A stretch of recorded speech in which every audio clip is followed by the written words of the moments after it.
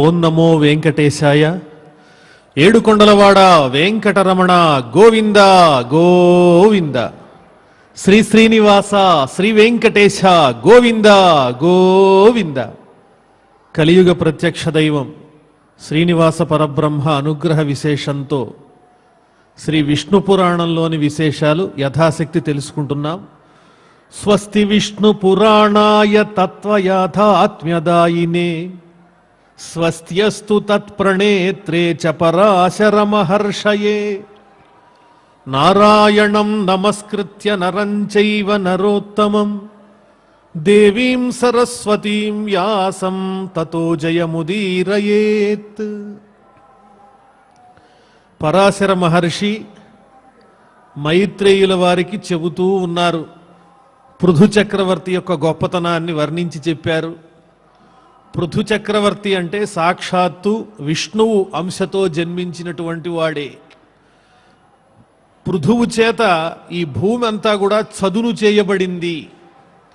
పర్వతాలు అరణ్యాలు అవన్నీ ఒక పద్ధతిలో ఉంచి జనావాసయోగ్యంగా ఈ భూమిని సిద్ధం చేసి గోరూపంలో ఉన్నటువంటి ఆ భూమి నుండి పాలను పితికి ఆ పాలతో ఈ భూమిని తడిపి పంటలు పండేటట్లుగా చేసినటువంటి వాడు పృథు చక్రవర్తి.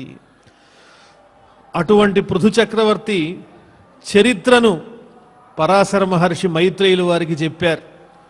పృథువు చేత చక్కబెట్టబడింది కాబట్టే ఈ భూమిని పృథివీ అని పిలిచారు. ఆ తరువాత పృథువు యొక్క వంశాన్ని గురించి వర్ణిస్తూ పృథోః పుత్రౌ తు ధర్మజ్ఞౌ జజ్ఞాతే అంతర్ధివాదినౌ శిఖండిని హవిర్ధానం అంతర్ధానాత్ వ్యజాయత.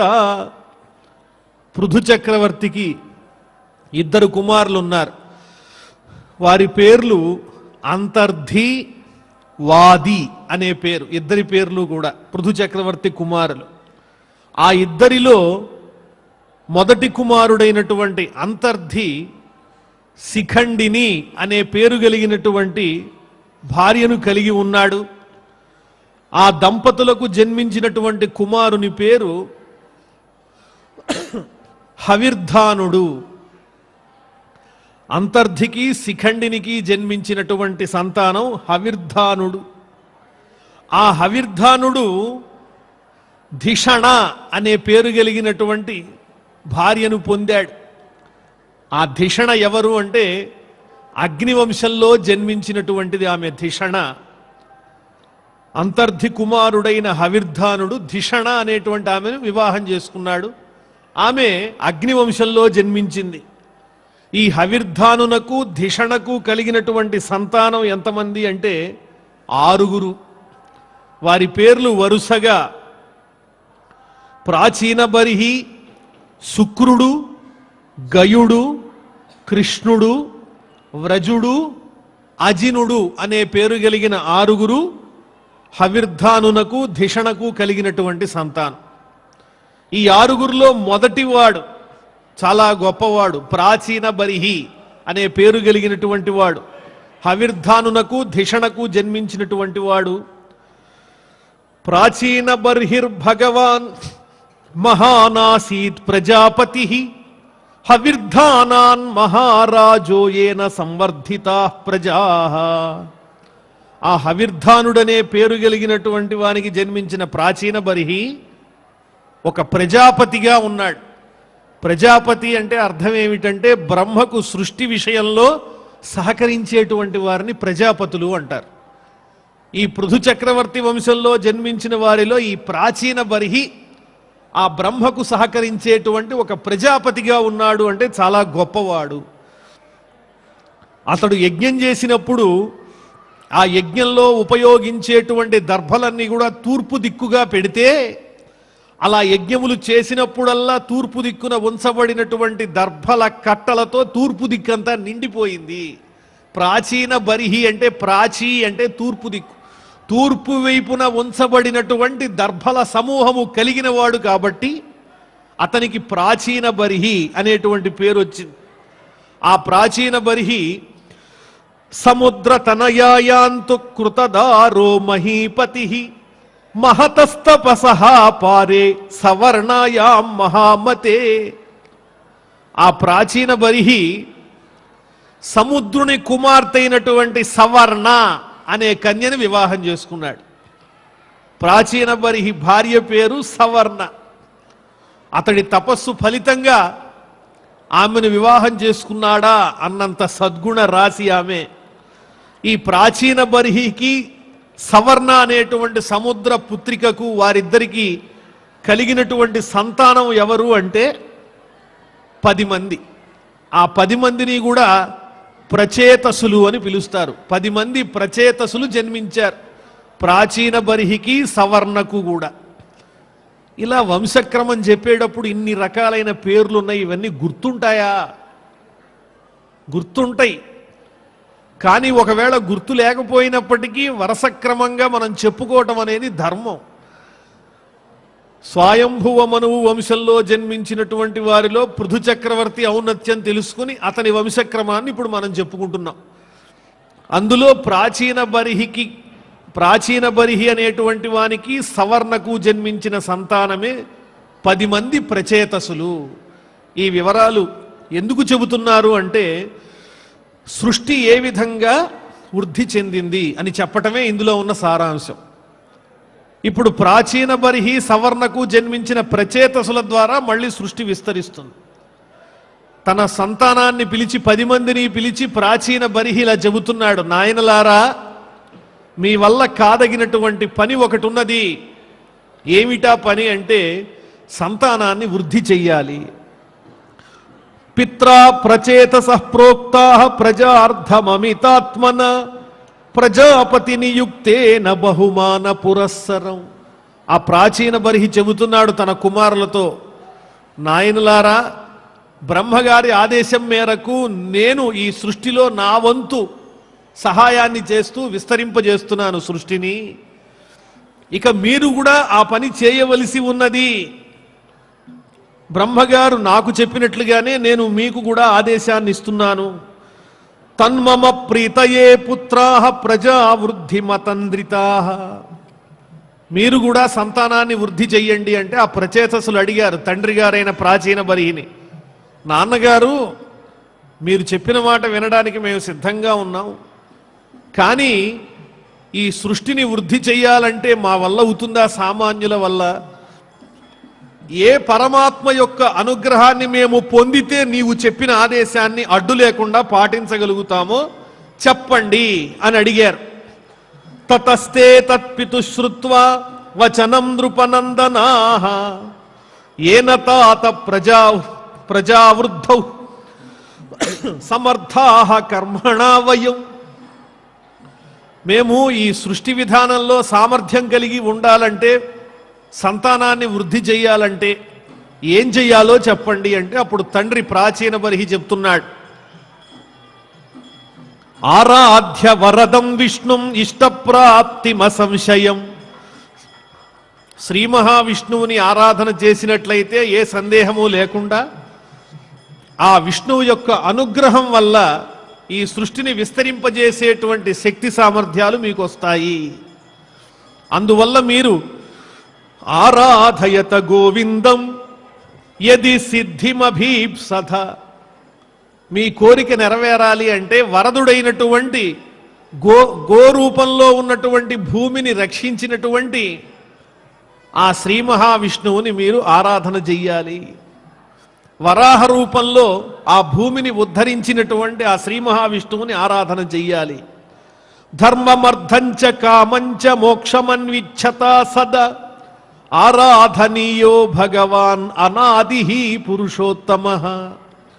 శ్రీ మహావిష్ణువుని ఆరాధన చేయటం వల్ల కలిగేటువంటి ప్రయోజనం ధర్మార్థ కామమోక్షములనేటువంటి చతుర్విధ పురుషార్థములు కోరుకునే ఎవరైనా శ్రీ మహావిష్ణువుని ఆరాధన చేయవలసిందే. ధర్మము, అర్థము, కామము, మోక్షం. యస్మిన్నారాధితే సర్గం చకారాదౌ ప్రజాపతి. ఆ శ్రీ మహావిష్ణువు అనుగ్రహ విశేషం చేతనే బ్రహ్మగారు సృష్టి క్రమాన్ని చెయ్యగలిగాడు.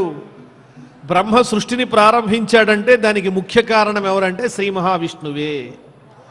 ఇత్యేవ ముక్తాస్తే పిత్రా పుత్రాః ప్రాచేతసో దశ.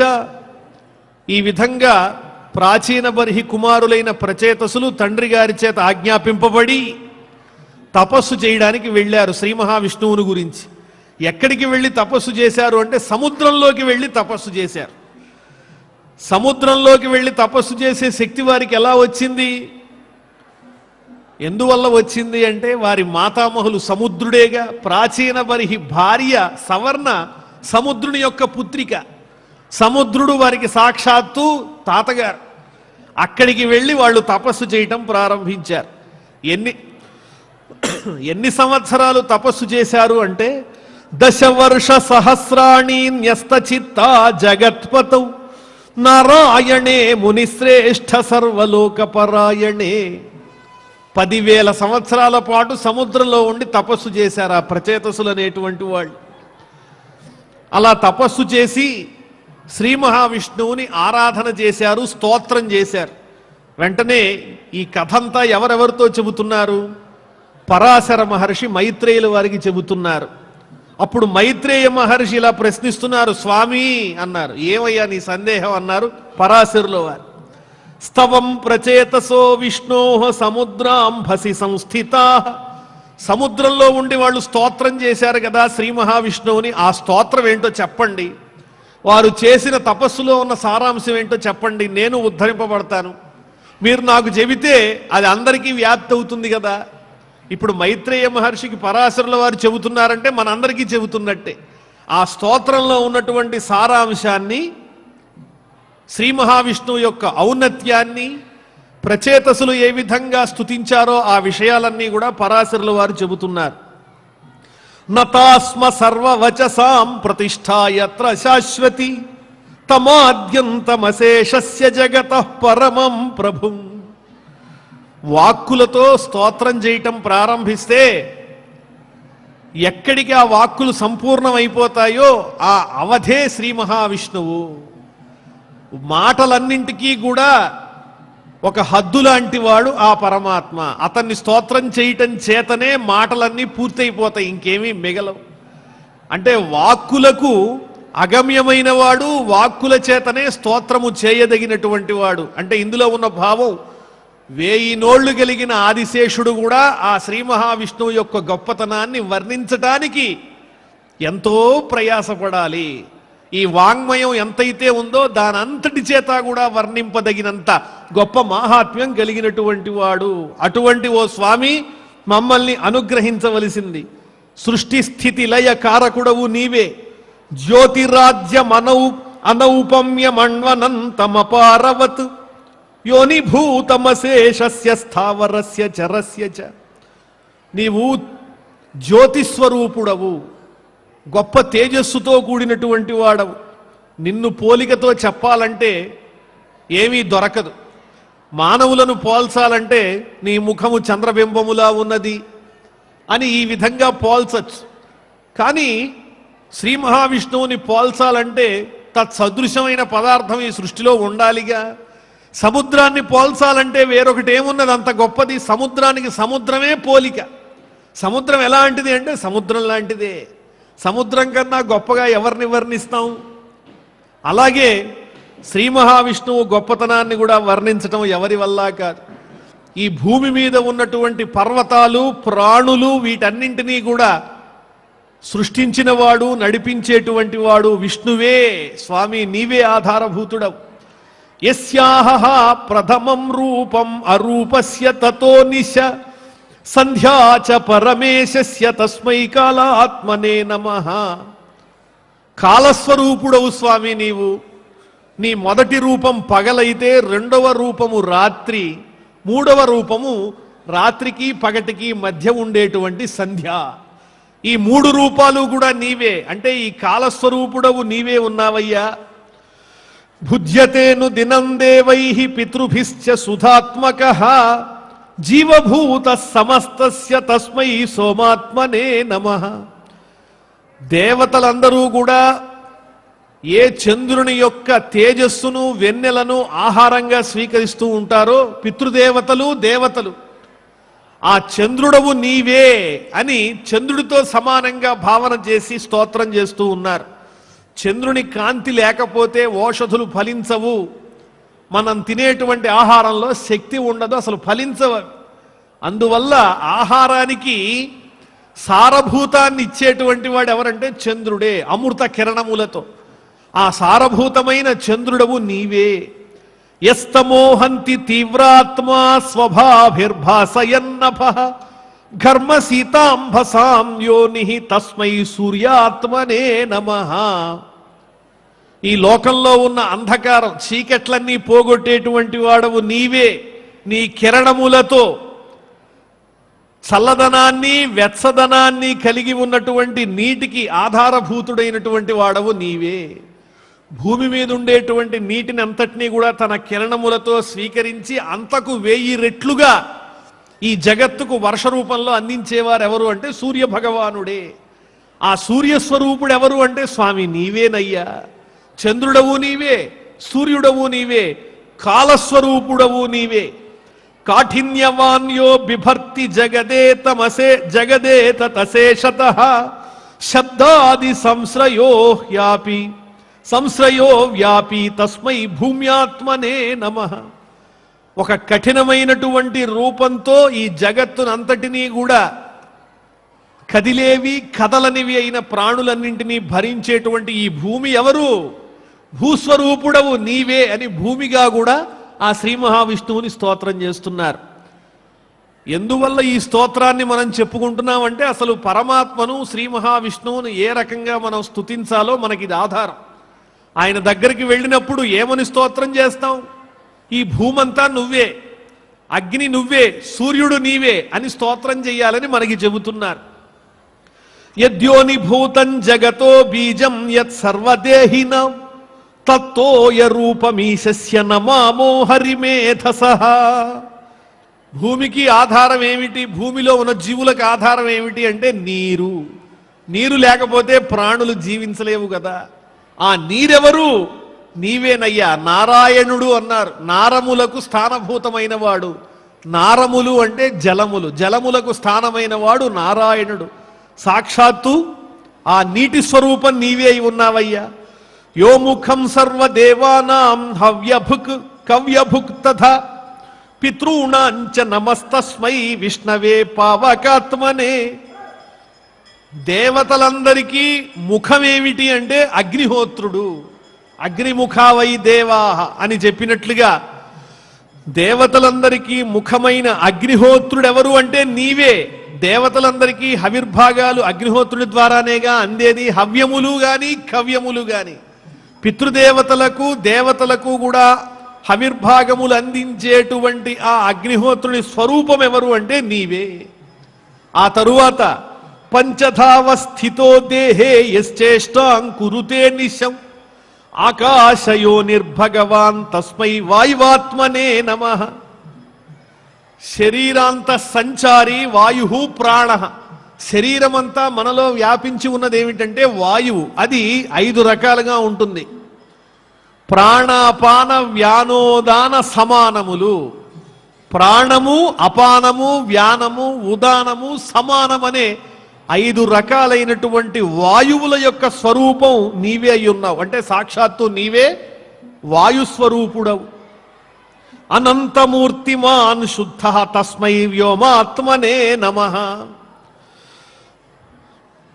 ఆకాశ రూపమైనటువంటి వాడవు నీవే అని ఈ రకంగా పరమాత్మ అయినటువంటి శ్రీ మహావిష్ణువుని కాలస్వరూపునిగా, చంద్రునిగా, సూర్యునిగా, అలాగే భూమిగా, నీటిగా, అగ్నిగా, వాయువుగా, ఆకాశంగా పంచభూతాత్మకమైన స్వరూపంగా ఆ స్వామిని వర్ణన చేస్తున్నారు. అంతేకాదు సమస్తేంద్రియ వర్గస్య యస్సదా స్థానముత్తమం తస్మై శబ్దాది రూపాయ నమః కృష్ణాయ వేధసే. శబ్దము, స్పర్శ, గంధము, రసము, అలాగే రూపము అనబడేటువంటి శబ్ద తన్మాత్రలు అంటే ఇంద్రియములకు ఉండేటువంటి భూతములకు, పంచభూతములకు ఉండేటువంటి తన్మాత్రలు ఏవైతే ఉన్నాయో అవన్నీ నీవే అయి ఉన్నావు. శబ్దము అంటే ఆకాశానికి, అలాగే రూపము అంటే తేజస్సుకు, అలాగే రసము అంటే జలములకు, గంధము అంటే భూమికి, స్పర్శ అంటే వాయువునకు. ఈ ఐదింటికి ఈ 5 గుణాలు కూడా తన్మాత్రలు. ఆ తన్మాత్ర స్వరూపుడవు నీవే అయి ఉన్నావు. ఇంద్రియ స్వరూపుడవు నీవే అయి ఉన్నావు.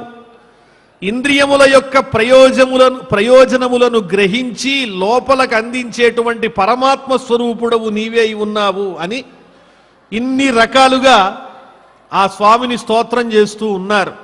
అవికారమజం సిద్ధం నిర్గుణం నిరంజనం నతాస్మ తత్పరం బ్రహ్మయద్విష్ణో పరమం పదం.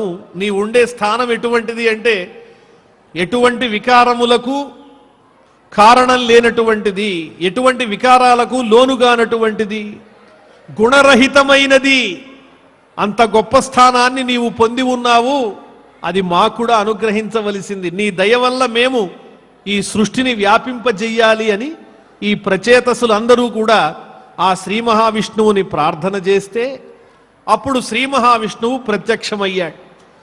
ఆ సముద్రంలో ఉన్నటువంటి ప్రాచీన బర్హి కుమారులు 10 మంది ప్రచేతసులకు శ్రీ మహావిష్ణువు ప్రసన్నుడయ్యాడు. తతః ప్రసన్నో భగవాన్ తేషామంతర్జలే హరిః దదౌ దర్శనమున్నిద్ర నీలోత్పల దళచ్చవిః. ఆ నీటి లోపలే స్వామి ప్రత్యక్షమయ్యాడు. ఎలా ఉన్నాడు ఆ స్వామి అంటే అప్పుడే వికసించినటువంటి నల్లనైన కలువ యొక్క వర్ణం ఎలా ఉంటుందో అటువంటి నీలమేఘశ్యామంతో కూడిన రంగుతో కనిపిస్తున్నాడు ఆ స్వామి. ఒక్కడే వచ్చాడా? కాదు. పతత్రిరాజమారూఢమవలోక్య ప్రచేతసః ప్రణిపేతుః శిరోభిస్తం భక్తిభారావనామితైః. శ్రీ మహావిష్ణువు ఎలా వచ్చాడు అంటే గరుడ వాహనాన్ని అధిరోహించి ఆ సముద్రంలోకి వచ్చి కనిపిస్తున్నాడు. సముద్ర జలాల్లో ఉన్న ఆ ప్రచేతసులు గరుడ వాహనారూఢుడైనటువంటి నల్లనైన కలువ వంటి వర్ణము కలిగిన ఆ స్వామిని దర్శనం చేసుకుంటూ ఉన్నారు. ఆదిత్య ప్రతివీర వాహనముతో అత్యుజ్వల ప్రావృడంబోధ ప్రాయ శరీర వైభవముతో భూరి ప్రభాజాల సంపాదోదంచిత శంఖ చక్రములతో ప్రస్ఫీత పీతాంబరుండై దామోదరుడే గుదెంచను ప్రమోదాయత్త చిత్తంబునల్. ఇంద్రాది దేవతలకే కొరుకుడు వడని పరాక్రమం కలిగిన వాడు గరుత్మంతుడు. గరుత్మంతుడి మీద వజ్రాయుధాన్ని ప్రయోగిస్తే దేవేంద్రుడు సరే వజ్రాయుధం యొక్క గౌరవం పోగొట్టడం ఎందుకని గరుత్మంతుడు తన దేహం నుంచి ఒక ఈకను తీసి పక్కన పెట్టాడు. నీ వజ్రాయుధం యొక్క శక్తి ఏమిటి అంటే నా దేహంలో ఈ ఈక మాత్రమే ఊడిందని చెప్పాడు చెప్పకనే. అటువంటి పరాక్రమం కలిగిన వాడు గరుత్మంతుడు. అతన్ని వాహనంగా ధరించి వర్షాకాలంలో ఆకాశంలో దట్టంగా కమ్మినటువంటి నల్లనైన మబ్బుల యొక్క స్వరూపం ఎలా ఉంటుందో అటువంటి నల్లనైన నీలమేఘఛాయ కలిగినటువంటి వాడై శంఖచక్రములు ధరించి పీతాంబరధరుడై ఆ దామోదరుడు ఆనందంతో ఆ ప్రచేతసులకు దివ్యమైన దర్శనాన్ని ఇస్తున్నాడు ఆ సముద్ర మధ్యంలో.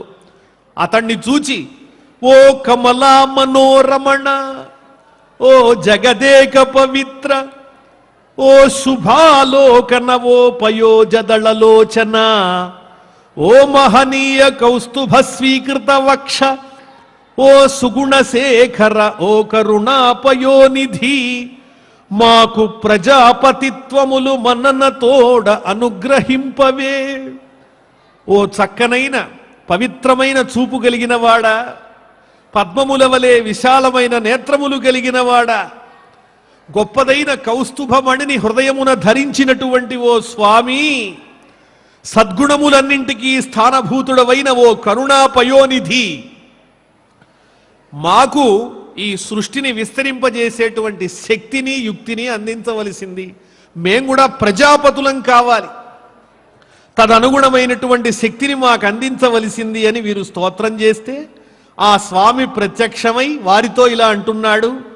సచాపి దేవస్తందత్వా యథాభిలషితం పరం అంతర్ధానం జగామాసు తేచ నిశ్చక్రముర్జలాత్ నిశ్చక్రముహు జలాత్.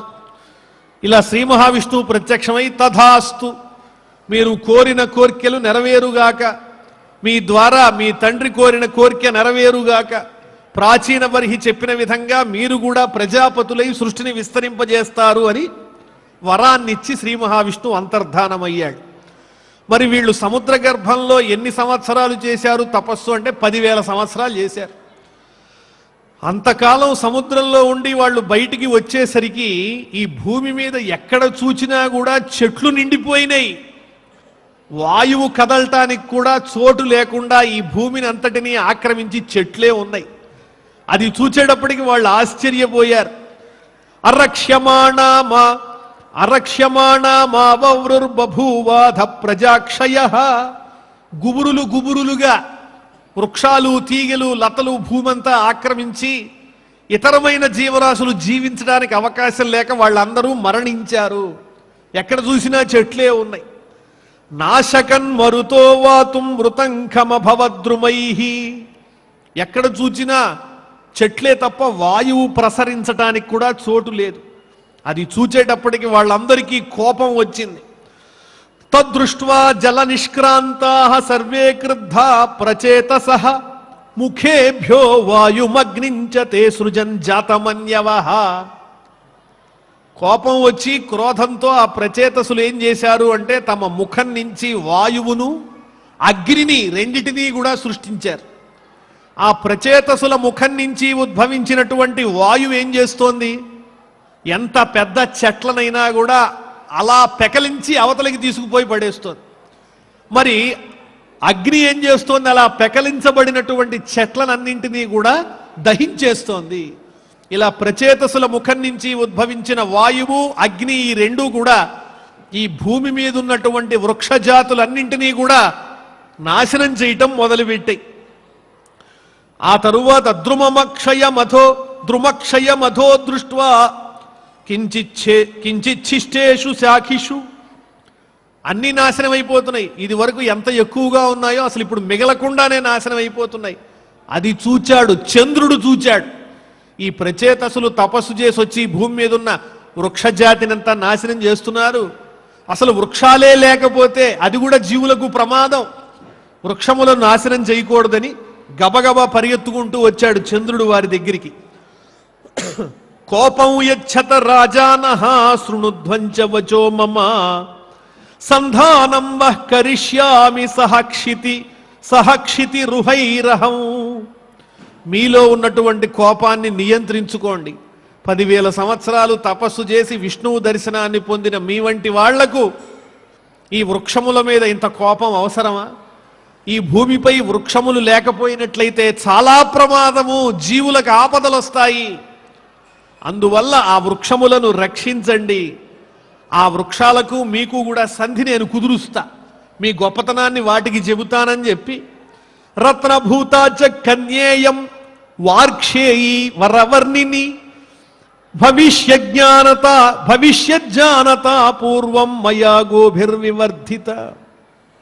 ఈ వృక్షజాతులన్నింటికీ కలిపి ఒకే ఒక సంతానం ఉన్నది. వృక్షముల నుంచి ఉద్భవించిన ఒక కన్యకామణి, ఆమె రత్నం లాంటిది. ఆమె పేరు మారిష. వృక్షజాతులకు జన్మించినటువంటి ఒక అపూర్వమైన కన్య ఎవరు అంటే మారిష. ఇది ప్రత్యేకమైనటువంటి పుట్టుక. మానవులతో సమానంగా ఈ జన్మలను వారి లక్షణములను మనం పోలిక పెట్టుకోకూడదు. మారిష అనే ఆవిడ ఒక స్త్రీ కదా, ఆవిడ ఎలా జన్మించింది, ఇలాంటి ప్రశ్నలు ఏమీ లేవు. వృక్షములన్నింటికీ కూడా మారిష అనేటువంటి ఒక కన్య ఉద్భవించింది. ఎలా ఉద్భవించిందో ఆ వృత్తాంతం కూడా మనకి చెబుతారు. మారిషా నామ్నైషా వృక్షాణామితి నిర్మిత భార్యావోస్తు మహాభాగా ధ్రువం వంశ వివర్ధిని. ఆ మారిష అనే పేరు కలిగిన వృక్షముల సంతానం ఆమె మీకు భార్య అవుతుంది. ప్రచేతసులు ఎంతమంది ఉన్నారు? 10 మంది ఉన్నారు. మీ 10 మందికి కూడా ఆమె భార్య అవుతుంది. ఇందాక చెప్పుకున్నాం కదా, వీరి పుట్టుక విచిత్రమైనది. మానవుల జన్మ వలె సామాన్యమైనది కాదు. ఆ ప్రచేతసులు అటువంటి వారే.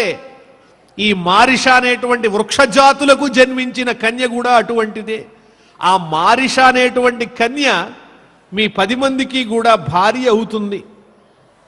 యుష్మాకం తేజసోర్ధేన మమచార్ధేన తేజసః అస్యాముత్పత్స్యతే విద్వాన్ దక్షో నామ ప్రజాపతి. వృక్షజాతులకు ఉద్భవించినటువంటి ఈ మారిష అనే కన్య ద్వారా మీకు విశాలమైన ఈ సృష్టిని విస్తరింపజేసేటువంటి అవకాశం దక్కుతుంది. మీ ద్వారా ఆమె యందు అనుగ్రహింపబడేటువంటి సంతానం ఎవరు అంటే దక్ష ప్రజాపతి. ఇదివరకు బ్రహ్మగారికి జన్మించాడు దక్ష ప్రజాపతి.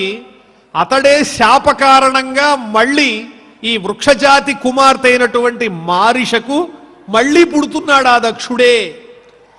అతని శాపం ఎందుకు అంటే అది వరమవ్వడానికే. ఈ సృష్టి విస్తరించడానికి ఉపకరించిన ప్రజాపతుల్లో ముఖ్యమైన వారిలో దక్ష ప్రజాపతి కూడా ఒకడు. అతడే మళ్ళీ పుడుతున్నాడు. ఈ వృక్షజాతి సంతానమైన మారిషకు ఎవరి ద్వారా అంటే ప్రచేతసుల ద్వారా. ఈ వృత్తాంతం వినంగానే మళ్ళీ మైత్రేయ మహర్షికి సందేహం కలిగింది. స్వామి, పరాశర మహర్షి గురువు గారు, ఏమిటండి ఈ విచిత్రం?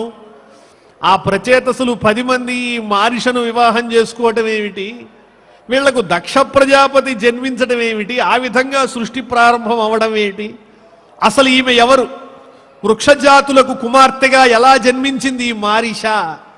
ఆ విషయాలన్నీ కూడా వివరించి చెప్పండి అంటే అప్పుడు మళ్ళీ ఆ పరాశర మహర్షి మైత్రేయుల వారికి చెబుతూ ఏమని చెబుతున్నాడు? ఇదే ప్రశ్న ప్రచేతసులు అడిగితే ఆ ప్రచేతసులకు చంద్రుడు చెబుతున్నాడు ఆ మారిష యొక్క జన్మ వృత్తాంతాన్ని. వినవయ్యా, ఖండుర్నామ ముని పూర్వమాసీత్ వేద విదాంబరః సురమ్యే గోమతీ తీరే సతేపే పరమంతపః.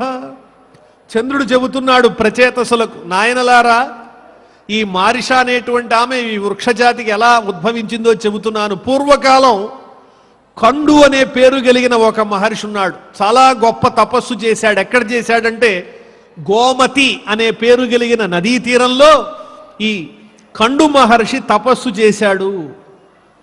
అతడి తపస్సుకి మామూలేగా దేవతలందరూ కూడా భయపడ్డారు. తత్క్షోభ్యాయ సురేంద్రేణ ప్రమ్లోచాఖ్యా వరాప్సరాః ప్రయుక్త క్షోభయామాస తం ఋషిం సా శుచిస్మిత. ఆ ఋషి ఖండు మహర్షి యొక్క తపస్సుని భంగం చేయటం కోసం దేవేంద్రుడు ఒక అప్సరసని పంపించాడు. ఆ అప్సరస పేరు ఏమిటి అంటే ప్రమ్లోచ. విలక్షణమైన పేరు, విచిత్రమైన పేరు ప్రమ్లోచ. ఆమె చాలా సౌందర్య రాశి. ఆమె వచ్చింది, ఆ మహర్షి ఎదురుకుండా తన విలాసములు సౌందర్యాన్ని అంతటినీ కూడా ప్రదర్శించి ఎంతో తీవ్రమైన తపస్సు చేస్తున్నటువంటి ఆ మహర్షి యొక్క ఏకాగ్రతను మొత్తానికి భంగపరచగలిగింది. ఎన్నో సంవత్సరములు తపస్సు చేసి దేవతలకే ఎంతో ఉత్కంఠతను కలిగించినటువంటి ఆ మహర్షి యొక్క తపస్సును ఈ ప్రమ్లోచ అనేటువంటి అప్సరస భంగం చేసేసింది. అతిష్ఠత్ మందర ద్రోణ్యాం విషయాసక్త మానసః క్షోభిత సతయా సార్ధం వర్షాణామధికం శతం. కొన్ని సంవత్సరాల పాటు ఎంతో తీవ్రమైన తపస్సు చేసిన ఆ మహర్షి ఈ ప్రమ్లోచ అనేటువంటి అప్సరసను చూచి సంసార జీవితాన్ని గడపాలి అనేటువంటి కోరికతో 100 సంవత్సరముల పాటు తపస్సు గురించి మర్చిపోయి రాత్రి పగలు అనేటువంటి భేదం లేకుండా ఆమెతో సంచరిస్తున్నాడు. ఎక్కడ అంటే మందర పర్వతము యొక్క గుహలలో. మందర పర్వతం అంటే క్షీర సముద్రాన్ని చిలకడానికి ఉపయోగించినటువంటి కవ్వంలా ఉపయోగపడిన మందరగిరి. ఆ మందర పర్వతము యొక్క గుహలలో ఈ ప్రమ్లోచ అనే పేరు కలిగిన అప్సరస స్త్రీతో 100 సంవత్సరముల పాటు సంసార జీవితాన్ని గడిపాడు. సాతంప్రాహ మహాభాగ గంతుమిచ్చామ్యహం దివం ప్రసాద సుముఖో బ్రహ్మన్ అనుజ్ఞాం దాతుమర్హసి. 100 సంవత్సరాలు ఎలా గడిచిపోయిందంటే ఒక నిమిషంలాగా గడిచిపోయింది. అప్పుడు ఆ అప్సరస స్త్రీ అనుకున్నది, ప్రమ్లోచ, నేను వచ్చిన పని అయిపోయిందిగా, దేవేంద్రుడు ఎందుకు పంపించాడు? ఈ మహర్షి యొక్క తపస్సుని భగ్నం చేయమని పంపించాడు. నేను వచ్చి భగ్నం చేశాను, ఆయన కూడా మళ్ళీ సంసారంలో పడ్డాడు, ఆయన తపస్సు క్షీణించింది కొంత.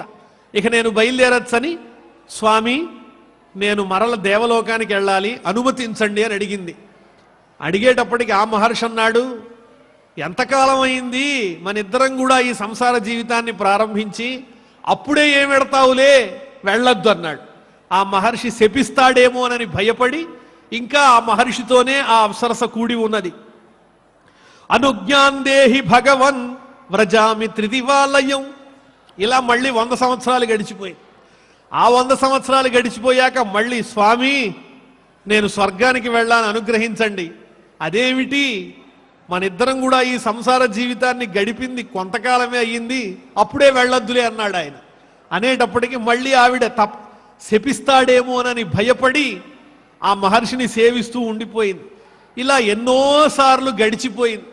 ఇలా గడిచి గడిచి చివరకు ఒకసారి ఆ మహర్షి అనుకోకుండా ఒకనాడు సంధ్యావందనం చేయటానికి వెడుతున్నాడు. స్వామి ఎక్కడికి వెడుతున్నారు అన్నది ఆ అప్సరస. సంధ్యావందనం చేయాలన్నాడు. పక్కపక్క నవ్వింది.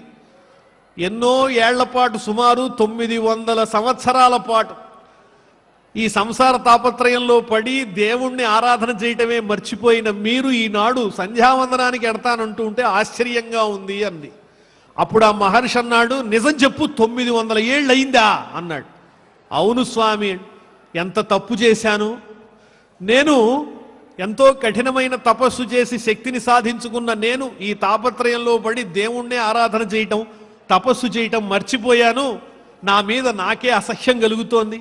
ఈ విషయంలో నిన్నేమి నిందిస్తాను, నీ తప్పేమీ లేదు, నేను ఇంద్రియ నిగ్రహాన్ని కోల్పోయాను అని చెప్పి, ఇకపై నీకు నాకు ఎటువంటి సంబంధము లేదు అని చెప్పి ఆయన కూడా తపస్సు చేసుకోవడానికి వెళ్ళిపోయాడు.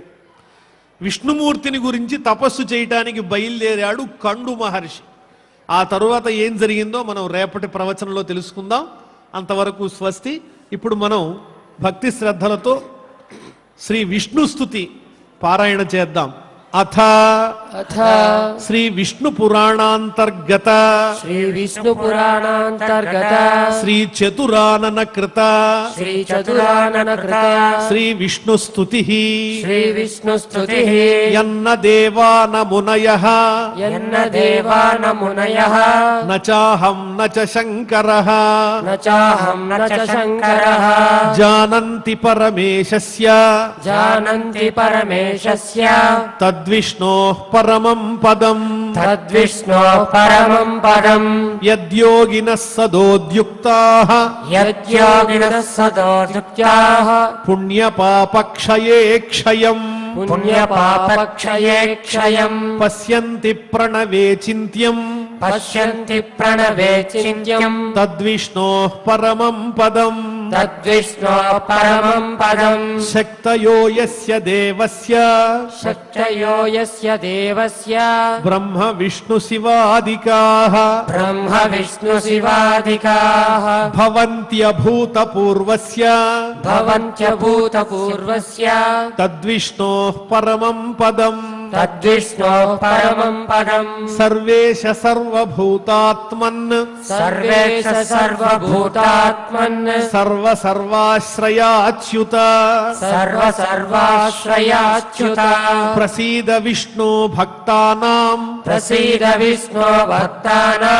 వ్రజనో దృష్టిగోచరం ఇత్యుదీరితమాకర్ణ్య బ్రహ్మణస్త్రిదశాస్తతః ప్రణమ్యోచుః ప్రసీదేతి వ్రజనో దృష్టిగోచరం యన్నాయం భగవాన్ బ్రహ్మ జానాతి పరమం పదం తన్నతాస్మ జగద్ధామ తవ సర్వగతాచ్యుత ఇత్యంతే వచసస్తేషాం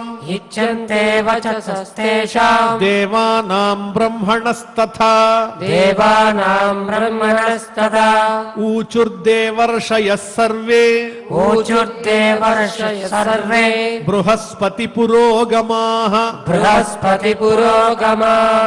ఆద్యో యజ్ఞపుమానీడ్యః ఆద్యో యజ్ఞపుమానీడ్యః యస్సర్వేషాం చ పూర్వజః యస్సర్వేషాం చ పూర్వజః తన్నతాస్మ జగత్స్రష్టుః తన్నదాస్మ జగత్సృష్టుః స్రష్టారమ విశేషణం షష్టారమ విశేషణం భగవన్ భూత భవ్యేశ భగవన్ భూత భవ్యేశ జగన్మూర్తిధరావ్యయ జగన్మూర్తిధరావ్యయ ప్రసీద ప్రణతానాంత్వం ప్రసీద ప్రణానాత్వం సర్వేషాం దేహి దర్శనం సర్వేషాం దేహి దర్శనం ఏష బ్రహ్మా తథైవాయం ఏష బ్రహ్మా తథైవాయం సహ రుద్రైస్త్రిలోచనః సహ రుద్రైస్త్రిలోచనః సర్వాదిత్యైః సమం పూషా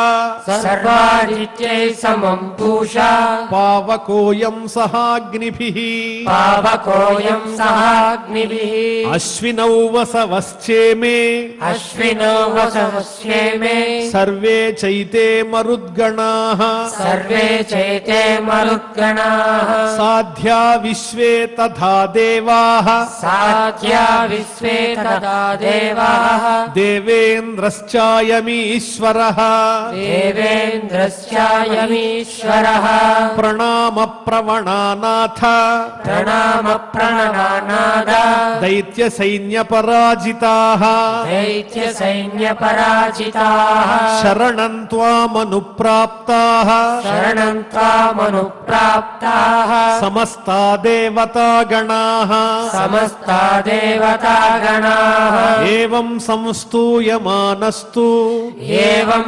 సంస్తూయమానస్తు భగవాన్ శంఖచక్రధృక్ భగవాన్ శంఖచక్రధృక్ జగామ దర్శనం తేషాం జగామదర్శనం తేషాం మైత్రేయ పరమేశ్వరః మైత్రేయ పరమేశ్వరః ఇతి ఇతి శ్రీ విష్ణు పురాణాంతర్గత శ్రీ విష్ణు పురాణాంతర్గత శ్రీ చతురానన కృత శ్రీ చతురానన కృత శ్రీ విష్ణు స్తోత్రం సంపూర్ణం శ్రీ విష్ణు స్తోత్రం సంపూర్ణం. బ్రహ్మగారు చేసినటువంటి విష్ణు స్తోత్రాన్ని భక్తి శ్రద్ధలతో పారాయణం చేసుకున్నాం. ఇప్పుడు క్షమా ప్రార్థనాదులన్నీ కలిసి పలుకుదాం. అథ క్షమా ప్రార్థన యదక్షర పరభ్రష్టం మాత్రాహీనం చ యద్భవేత్ తత్సర్వం క్షమ్యతాం దేవ నారాయణ నమోస్తుతే. అథ భగవత్ సమర్పణం కాయేన వాచా మనసేంద్రియైర్వా బుద్ధ్యాత్మనా వా ప్రకృతే స్వభావాత్ కరోమి యద్యత్ సకలం పరస్మై నారాయణాయేతి సమర్పయామి.